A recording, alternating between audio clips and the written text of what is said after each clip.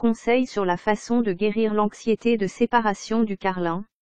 On a découvert que l'anxiété de séparation du carlin est l'un des principaux facteurs contribuant aux problèmes de comportement avec ces chiens. Si vous voulez en savoir plus sur l'anxiété de la séparation pour les carlins, continuez à lire ce texte.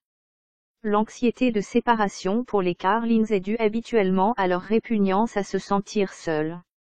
En général, il ne dérange pas seulement le carlin, mais aussi son propriétaire. Lorsqu'un carlin devient trop dépendant de son propriétaire, il fait généralement face à l'anxiété de la séparation. Cette anxiété de séparation peut être due à des raisons génétiques. Par exemple, il y a certaines races de chiens, qui ont normalement une plus grande tendance à souffrir de cette condition. La guérison de l'anxiété de séparation dépend de l'état du carlin. Anxiété de séparation. Anxiété de séparation individuelle et de la gravité du trouble.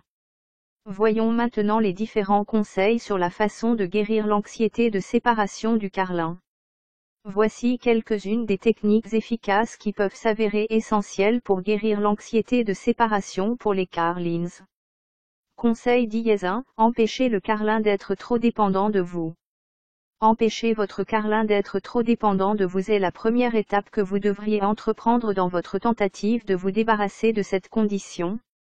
Vous pouvez réaliser cette opération librement en réduisant le temps que vous passez normalement avec lui et en lui apprenant qu'il exige de ne pas être toujours proche de vous. Ainsi, il est idéal que vous essayiez d'ignorer son attention quand il cherche à s'accrocher, sauter, aboyer, etc. Cependant, vous ne devriez pas manipuler quoi que ce soit concernant son horaire de sommeil, d'exercice et de repas. Astuce 2. S'aider soi-même en s'abstenant de la fusion émotionnelle.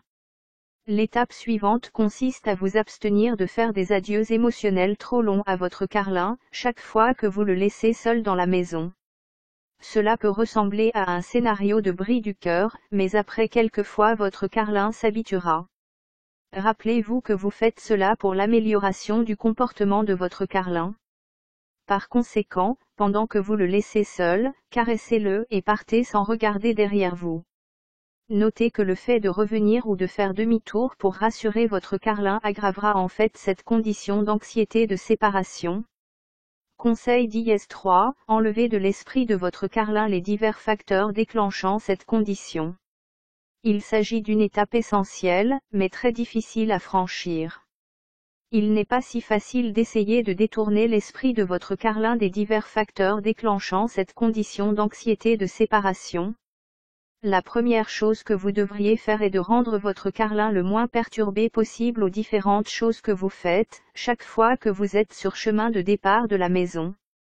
Vous remarquerez peut-être que votre carlin s'inquiète lentement de ce changement soudain de votre comportement. Cependant, il est idéal que vous continuiez avec de tels changements de comportement jusqu'à ce que votre carlin s'y habitue. Conseil numéro 4. Engagez votre chien dans une activité fatigante. C'est un autre conseil très essentiel auquel vous devez adhérer dans votre tentative de vous débarrasser de l'anxiété de séparation dans votre carlin.